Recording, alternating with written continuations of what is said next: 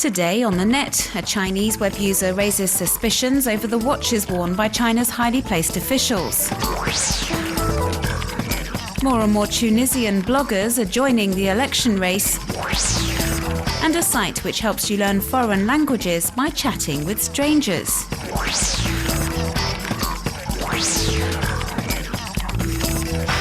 A Chinese blogger has raised questions about the corruption amongst highly placed Chinese officials after spotting them wearing luxury wristwatches. Over the past few weeks, a web user who goes under the name Daniel Wu has been posting photos of the senior officials online, stating the brand and value of the watches they're wearing. Zhu Wenzhang, vice president of the China National School of Administration, has been snapped with what appears to be a Piaget watch estimated at 100,000 yuan, that's over 11,000 euros. In China, this is more or less equivalent to the annual salary for an official of ministerial rank. Daniel Wu started his investigation after looking at images from July's Wenzhou rail disaster. He noticed the railway minister Sheng Guangzhou was wearing an expensive Rolex.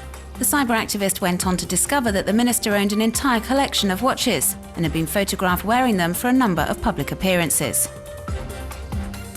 The web user used an image search engine to carry out his investigation using keywords like party secretary or governor or head of department. Whenever the photo featured a watch, he would try and identify it either through advanced online searches or by looking in actual jewelry shops. His revelations received considerable online coverage, but in no time at all his account was blocked on Weibo, which is China's equivalent to Twitter. The authorities are currently reinforcing their control over this microblogging platform, which is becoming increasingly popular with civil society, both as a campaigning tool and to denounce abuses of power.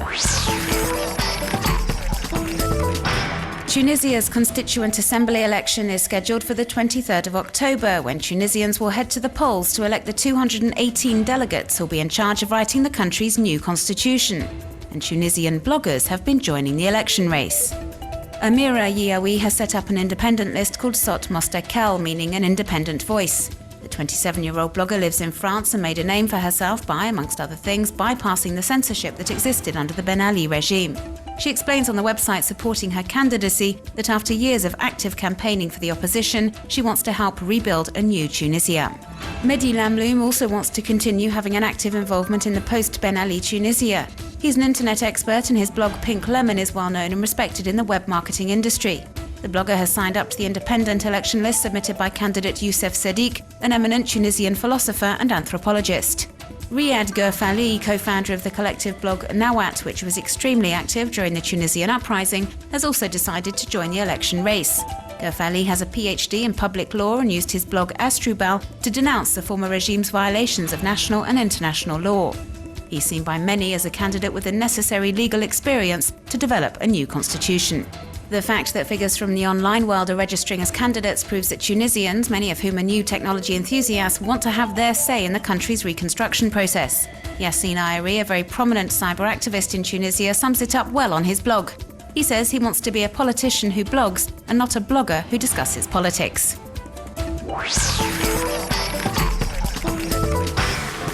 Twitter recently announced that after 5 years in activity, it's reached the 100 million active users mark, active meaning signing in at least once a month.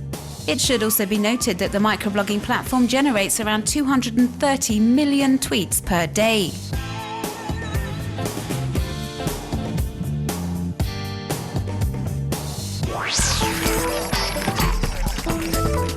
Chat with strangers via webcam and practice speaking a foreign language.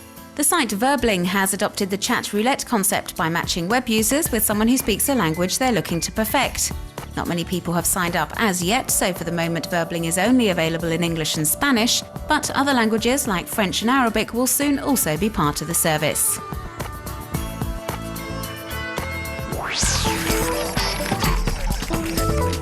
This video, called Experience Zero Gravity, invites us into the world of base jumping, which consists of free falling from a mountaintop or building. This magnificent clip was created using the slow motion technique, which means we can admire every last detail.